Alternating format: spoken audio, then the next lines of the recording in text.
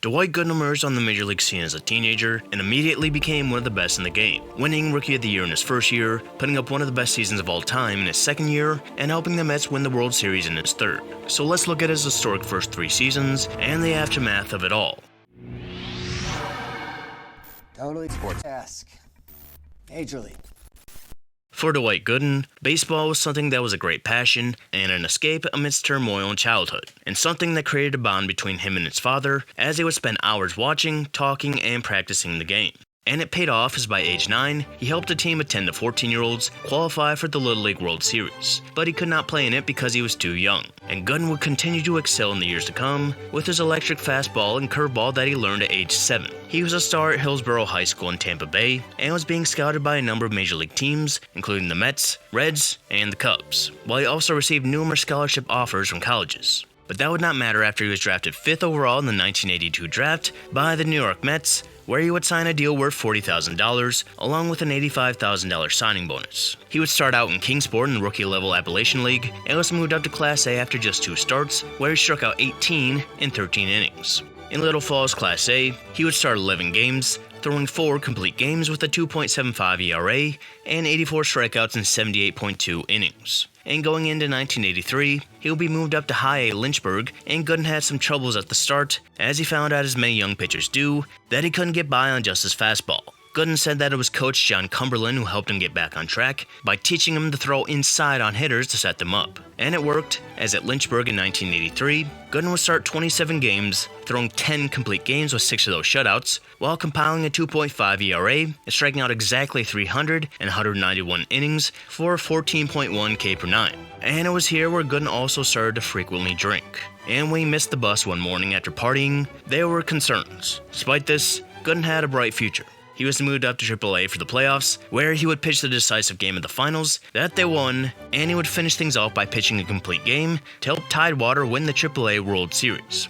And something important for Gooden going into 1984 is that the year prior, the Mets finished 6th in the NL East, and they went through 2 managers, and GM Frank Cashen was going to embark on a rebuild with the core coming from the 1983 AAA team, including manager Davey Johnson and the playoff call-up in Dwight Gooden, who was joining the reigning Rookie of the Year in Darryl Strawberry. Gooden would make the rare jump of going from High A to the majors at the age of 19, and many, including himself, were unsure if he belonged in the majors. But by the end, it was obvious that he in fact did belong. Gooden made his major league debut on April 7, 1984 against the Astros at the Astrodome, and he pitched pretty good, throwing 5 innings, giving up 1, and striking out 5, which would be enough for his first career win.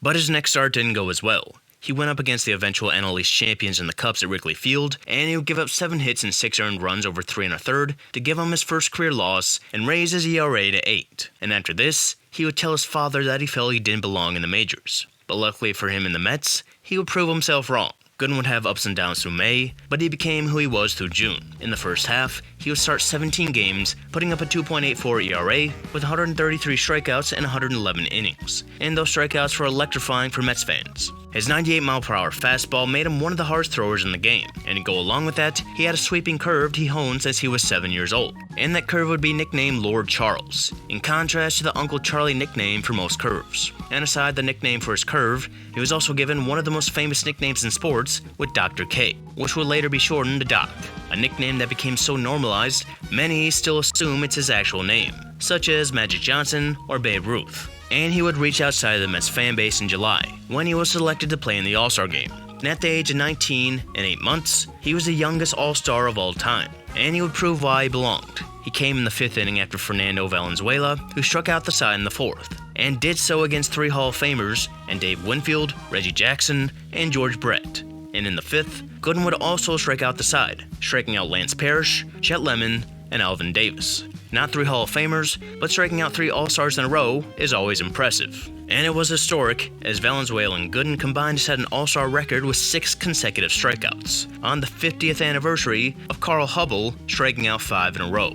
So now Gooden was becoming a household name, and he would continue in the second half. He would start 14 more games to finish the year, throwing 5 complete games, putting up a 2.36 ERA, while striking out 143 in 107 innings, including striking out double-digit batters in 7 of his final 9 starts, with the other 2 seeing him strike out 9, and that brought his final stats to a 2.6 ERA in 31 starts, pitching 218 innings, leading the league in strikeouts, FIP, WHIP, WAR, hits per 9, home runs per 9, and K per 9. And not only did he lead the league in K per 9, his 11.4 K per 9 was the highest of all time, beating Sam McDowell's 10.7 in 1965.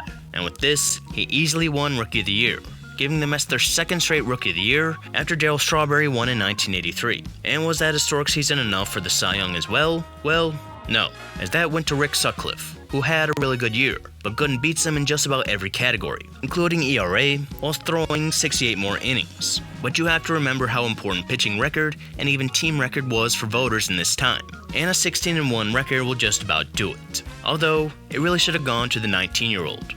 And while his rookie year was historic, he would find a way to top himself in the year of 1985. Things actually didn't get off to a great start in relation to how things would end up, as in his first start against the Cardinals, he gave up 3 runs and 6 hits over 6 innings to put his ERA at 4.5. But in his next start against the Reds, he would throw a complete game shutout with 10 strikeouts to bring his ERA to 1.8. And spoiler alert, his ERA would never go over 2 for the rest of the year. His ERA would go all the way down to 1.17 after throwing another complete game shutout in his third start, and it wouldn't go much higher throughout the first half. And in the first half, he started 20 games with 8 of those being complete games and 5 being complete game shutouts. He threw 155.2 innings, averaging almost 8 innings per start, while compiling a 1.68 ERA, with hitters hitting just 208 when facing him. He struck out 153 and was averaging less strikeouts per game than the previous year, but an 8.8 K per 9 was still the best in the league, and they cited the K Corner, a section at Shea Stadium that developed in honor of Gooden, and they hung up red cards after each strikeout. Gooden did make the All-Star team and was probably going to start, but just 2 days before the game, he threw a complete game shutout with 11 strikeouts against the Astros in the Astrodome, so he didn't make an appearance. And what really solidified this as one of the best seasons ever is how he finished. In the second half, Gooden started 15 games with 8 of those being complete games and 6 of those being complete game shutouts. And a season this compares to is Bob Gibson in 1968, a season that was so dominant that in part led to mounds being lowered. And throughout that season, Gibson had stretches that were simply unbelievable, such as his final 5 starts in June being complete game shutouts. And in 1985, Gooden had a similar stretch in the final month. He threw 3 straight complete game shutouts to start the month, with the first 2 against the Dodgers and the Cardinals, the 2 division winners in the National League. And his 4th September start saw him give up just 1 run over 8, but that run wasn't earned, and he would follow that up with a complete game shutout at Wrigley Field, meaning in September, he threw 44 innings and didn't give up an earned run, at a time when everyone is normally tired. Gooden was insane when the Mets needed him most in the midst of that pennant race, and the team that beat the Mets in that race was the Cardinals, who Gooden pitched his last game of the season against on October 2nd, where he threw another complete game, giving up 2 earned runs. That gave him his 24th win of the year, and was his 35th start in a year where he threw 16 complete games, with half of those being shutouts. He threw the most innings at 276.2, while striking out the most at 268, and leading in FIP and WAR at 13.3. And most notable is he finished this season with a 2.29 ERA plus and an ERA of 1.53, the second lowest in the live ball era, trailing only the previously mentioned Bob Gibson in 1968, who had an ERA of 1.12. Gooden easily won the pitching Triple Crown, and 33 of his 35 starts were quality starts, the highest percentage ever.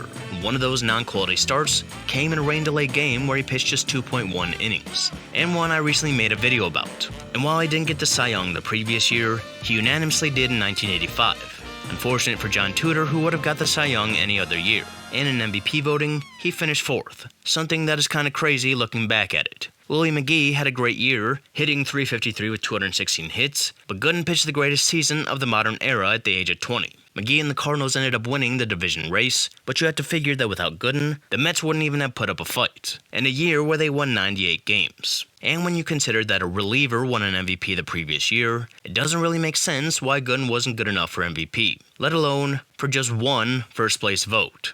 And by the start of the next season, Gooden was perhaps the biggest star in the game. He had endorsements with Kellogg's, Spalding, Toys R Us, Polaroid, and throughout the 1985 season, a huge photo of Gooden was displayed at Pennsylvania Station that displayed his strikeout total throughout the season, and there was a 102-foot-tall mural of Gooden on the side of a building in Times Square. So Gooden was a massive star in the biggest market, and that market also gave him plenty of opportunity to explore the nightlife, which he began to dabble more into in 1986.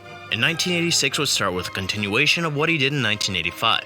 He threw a complete game against the Pirates, giving up 2 and striking out 6, and his ERA would drop below 2 after he threw a complete game in his third start. It would go up well over 2 at the All-Star break, but only looks poor in comparison to what he put up the previous year. He started 18 games in the first half, with 8 of those being complete games and 2 being shutouts. His ERA stood at 2.77 and was good enough to make his third All-Star game, and unlike the previous 2 years, this time he was going to start, where he would end up taking the loss in the same stadium his career began after he gave up a 2-run home run to Lou Whitaker. But it was still historic, as he was the youngest to ever start the All-Star game at just 21 years old. Gooden had some mid-season struggles after the All-Star break, as he wouldn't record a quality start until his 6th start after the break. And Gooden noticed that he began to lose some zip on his fastball that often sat in the mid to upper 90s. He would say, "That impossible to track, impossible to time movement deserted me in 1986, and never returned." Despite this, he finished the season strong like he did in 85. He would end up starting 33 games, with 12 of those being complete games, and 2 of those being shutouts. He would throw 250 innings, posting a 2.84 ERA, and striking out 200 for a 7.2 K/9, while posting a 4.5 WAR. All categories he would finish top 10 in, as he finished 7th in Cy Young voting. An incredible season for a 21-year-old, and a rare spot of finishing his 3rd season at that age. Gooden finally got to start the All-Star game, and now he was finally going to get to start in the postseason, after the Mets went through a very quick rebuild to win the NL East. And the stadium where he started his first game, and where he started the All-Star game that year, would be the site of his first postseason start at the Astrodome, and he delivered. He pitched 7 innings, striking out 5, giving up just 1 run on a Glenn Davis home run, but that wasn't enough, as that year's Cy Young winner Mike Scott would throw a complete game shutout as Gooden would get the loss in a 1-0 game. But Gooden would get another chance in a massive Game 5 at Shea, with the series tied at 2, and Gooden's workhorse effort was on display here, as he threw 10 innings, and despite giving up 9 hits and striking out just 4, he only gave up 1 run, and ended up getting a no decision in a game the Mets won in 12 innings. And the Mets would end up winning the NLCS after winning Game 6 in one of the greatest games of all time that lasted 16 innings, the longest postseason game ever at the time. So now Gooden was going to get his chance in the World Series, and he would go in Game 2, which was huge after the Mets lost Game 1, and it did not go well. Unlike Game 5 of the NLCS, Gooden could not get out of jams, as he gave up 8 hits and 6 runs over 5 innings, as the Mets lost 9-3 to go down 0-2.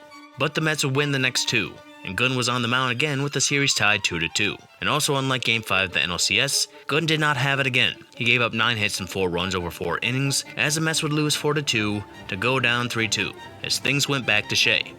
Gooden looked like he was going to take a ton of blame when the Mets were down to the last out in Game 6 with no one on, but at the time, the Red Sox curse was stronger than the Mets curse of just being the Mets, as they strung together 3 straight singles, then Kevin Mitchell would score on a wild pitch, and the most infamous play in baseball history happened when Bill Buckner let the ball go through his legs, and the Mets would somehow win the game, and the Mets were somehow still alive. They would naturally go on to win Game 7, and Dwight Gooden could add World Series champion to what may be the best baseball resume ever for a 21-year-old.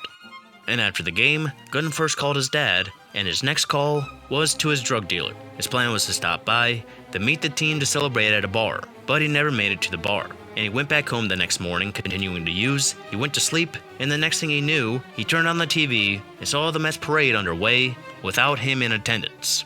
And in the aftermath of the season, Gooden's problems began to spiral out of control. Gooden was arrested in Tampa in December, and a report that cleared the police of any misconduct in the arrest helped kickstart the Tampa riots of 1987. And by the time spring training came around, rumors spread of his substance abuse, and those were confirmed when he tested positive for cocaine use during spring training, a drug that was widespread in baseball at the time, notably by one of his teammates in Keith Hernandez. He entered rehab at the start of April to avoid a suspension, and wouldn't make his first start until June 5th. He still pitched good in 87, posting a 3.21 ERA in 179.2 innings with a higher K/9 than 86 at 7.4, as he finished 5th in Cy Young voting, and the Mets would finish 2nd in the NL East, leading many to wonder what would have happened if Gooden didn't miss a third of the season. 1988 would be his last All-Star season, in which he posted a 3.19 ERA in 248 innings with 10 complete games and 175 strikeouts, and this would help the Mets win the division. And they would go up against the Dodgers in the NLCS. Gooden would pitch good in Game 1, throwing 7 innings with 10 strikeouts as the Mets won 3-2, and he would go again in Game 4, with the Mets up 2-1. And he was great again, giving up 2 runs over the first 8 innings, with the Mets up by 2 going into the 9th. But in the 9th, he gave up a game-tying home run to Mike Scioscia, as the Dodgers would go on to win in extra innings. Gooden would pitch in relief in Game 7, and gave up no earned runs over 3, but the Mets would end up losing 6-0 to end the season. Gooden would miss much in 1989 with shoulder problems, as the Mets would finish second. But he would rebound in 1990, putting up his last great season. Despite his career high in ERA to that point at 3.83, he led the league in FIP and home runs per 9, while recording 223 strikeouts in 232.2 innings, for an 8.6 K per 9, 1 point less than 85, as the Mets finished second again.